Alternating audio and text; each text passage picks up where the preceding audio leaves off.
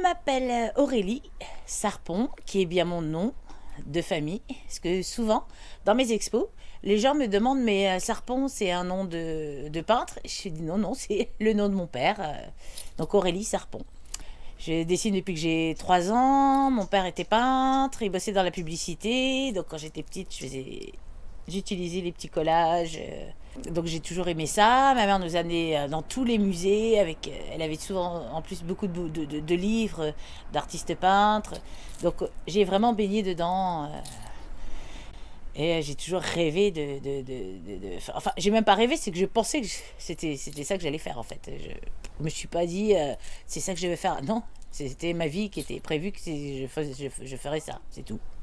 J'ai fait les Beaux-Arts à Bordeaux et donc depuis 23 ans, j'expose à Bordeaux et aux environs de Bordeaux, en Gironde, Midi-Pyrénées, enfin aussi en Vendée. J'ai exposé aussi en Vendée, et à Paris aussi.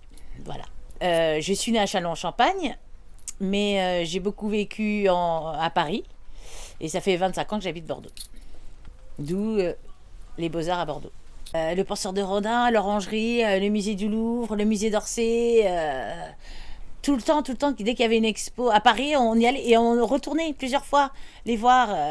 Et après, moi, quand j'avais 13-14 ans, bah, je prenais le Pariscope et je regardais ce qu'il y avait comme artiste. Et un jour, avec une amie, on était à Saint-Germain et j'ai vu un tableau et je me suis dit, mais c'est qui? Et c'était Basquiat, Jean-Michel Basquiat.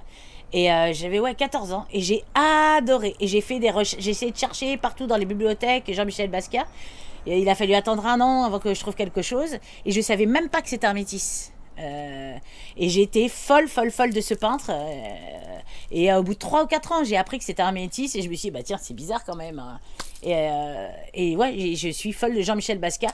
Je suis folle aussi de Miro, parce que c'est un rebelle. J'aime tous les peintres, j'aime énormément de peintres. J'adore John Mitchell. Moi, c'est sa façon d'être, sa façon de penser, de dire les choses cash. J'adore. Bah, Frida Kahlo aussi. Voilà. Mais c'est Jean-Michel Basquiat. Jean-Michel Basquiat et Frida Kahlo. J'ai plusieurs façons de procéder. J'ai, par rapport à ce que j'ai vu dans un journal ou dans ma vie de tous les jours. Donc je peux faire des dessins, des croquis que je mets après sur toile. Ou alors par rapport à ma vie personnelle. Ou alors c'est un tiers, et l'autre tiers c'est ça vient dans mes rêves. Et donc j'ai toujours un carnet de croquis et un stylo à côté de mon lit. Et quand je rêve de dessin, je me réveille et je dessine tout de suite le dessin. Et j'ai facile plus d'un tiers de mes dessins qui viennent de mes rêves. Je sais pas pourquoi. Mais voilà. Et je suis dans un rêve et je suis en train de faire une expo ou je suis en train de faire des dessins ou il y a quelque chose que je vois sur un mur et hop, je me réveille et je fais le dessin comme ça. Donc il y a vraiment une bonne partie de mes dessins qui viennent de mes rêves. À la base, j'ai commencé mes dessins par des femmes où je me suis pris comme modèle. Assez rondes. Et petit à petit, je me suis rendu compte que j'adore faire des ronds et faire des traits. Faire des traits, faire des ronds. Mais en faisant un mouvement au niveau du personnage. Et bien après, j'ai fait des coupures au niveau des personnages où j'ai eu besoin de faire juste des paysages. Mais des paysages surréalistes, très colorés, très enfantins. Ou alors des objets, des poêles, des casseroles, des bouteilles en plastique, des verres, voilà. De dessiner tout ce qu'il y a autour de moi. Peu importe, un pot de fleurs, une bouteille en verre, une bouteille en plastique, mais de dessiner, de dessiner. J'ai besoin de dessiner. Avant de peindre, c'est de dessiner. Toujours, il faut que je dessine. Et après, je mets sur toile. Ce qui fait que j'ai énormément de carnets de croquis. Alors, ma façon de procéder en général, c'est que je choisis mes toiles, je fais mes fonds, ce soit à l'acrylique, à la bombe, à l'aquarelle ou neutre, ou avec du collage, des vieux collages de bande dessinée.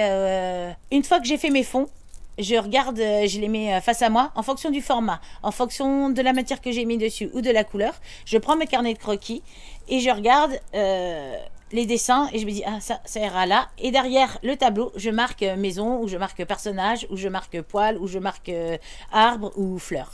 Et à chaque fois, c'est ce que je fais, c'est que je fais d'abord les fonds. Et je regarde tous mes carnets de croquis et je choisis le dessin en fonction du format du tableau, en fonction de ce que j'ai posé sur la toile. Une fois que j'ai fait ça, je fais un premier dessin sur chaque toile. Après, je remplis en blanc. Après, je refais le contour. Je regarde à nouveau toutes mes toiles et tous mes dessins. Je remets une couche de blanc. Je refais à nouveau le contour en noir. Et à partir de là, je choisis les couleurs ou pas. En ce moment, c'est vrai que je dessine beaucoup de femmes. Et je suis pas une féministe. Je suis pour la cause féministe. Je ne veux appartenir à personne, je veux rester qui je suis. Je ne veux pas appartenir à quoi que ce soit, politique, féministe, couleur, forme. Comme je dis, je suis libre de faire ce que je veux. Je ne veux pas être enchaînée dans quoi que ce soit. Donc oui, je fais des femmes, beaucoup de femmes. Je suis hétéro. Mais je sais pas, j'aime les rondeurs. Ça se voit, hein. Le mouvement du corps de la femme et les coupes de cheveux. C'est ça que j'apprécie, le trait, de faire des traits. Au départ, je faisais des tableaux très très sombres, très très tristes, sanguinolents, voire. Et j'allais pas très bien, et je me suis dit, mais t'es débile Aurélie. Pourquoi pas faire des tableaux joyeux? Peut-être que ça t'aiderait à aller mieux. Et c'est à partir de là que j'ai fait des tableaux colorés, enfantins. Et donc je suis partie sur le délire d'arrêter de faire tout ce qui est sombre et de faire que des choses joyeuses et agréables et colorées. Et ça fait du bien. J'expose à plusieurs endroits, j'ai fait partie de plusieurs collectifs, les Pixmix, les Delco. En ce moment, je fais partie de l'Atelier 10. Mais il est vrai qu'avec Steve, au Tranquillou, m'a permis d'avoir vraiment un espace énorme pour exposer et pour pouvoir travailler, où je peux vraiment travailler sur du grand format, parce que dans son hangar, là, qui est immense, je peux vraiment me laisser aller et faire... vraiment ce que je ne peux pas faire dans mon atelier qui fait 15 mètres carrés qui est bien, mais je peux pas faire un tableau de 2 mètres sur 1 mètre 50, alors que ici je peux le faire, et en plus je peux l'accrocher, le regarder, le descendre, le continuer, l'accrocher quand il est fini et que les gens puissent l'apprécier. Ici c'est hyper agréable de travailler. Il y a l'hiver, on peut rester dans le hangar, ou l'été, et sinon il y a aussi un immense jardin où justement il y a énormément de couleurs, parce que justement d'être dans cette nature, c'est royal. Je dis pas que j'aime pas la ville, hein, mais j'adore la ville, je suis une citadine. Mais c'est vrai qu'ici c'est royal. Steve, ça fait 15 ans, plus de 15 ans qu'on se connaît. Et un jour, il a ouvert un lieu à Saint-Michel qui s'appelle le Tranquillou. Et un petit lieu où pour faire des petites expos avec un petit bar. Et puis en même temps, ce que j'ai trouvé hyper intéressant, c'est qu'il faisait aussi des ateliers d'écriture pour des gens qui ne savaient pas obligatoirement parler français, des ateliers de musique, et en même temps des expositions avec des concerts ou des grands repas.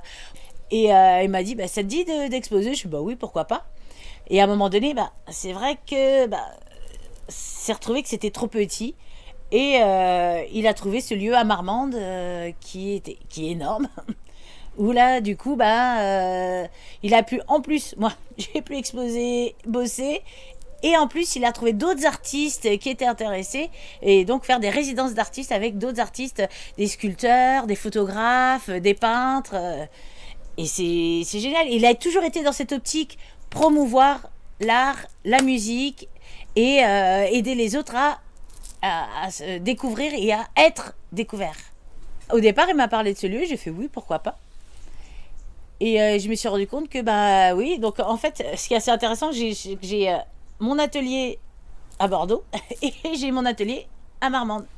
Et quand je viens à Marmande, j'ai toutes mes peintures, et là je peux vraiment me lâcher et faire des choses, des grandes toiles, et en plus avoir des délires avec d'autres artistes. Donc c'est ça qui est bien, c'est qu'il y a vraiment des échanges. Je remercie mon père parce que depuis que je suis petite, il était peintre, après il a bossé dans la pub, donc c'est lui qui m'a mis dedans, et encore plus ma mère qui nous a toujours amenés dans des musées.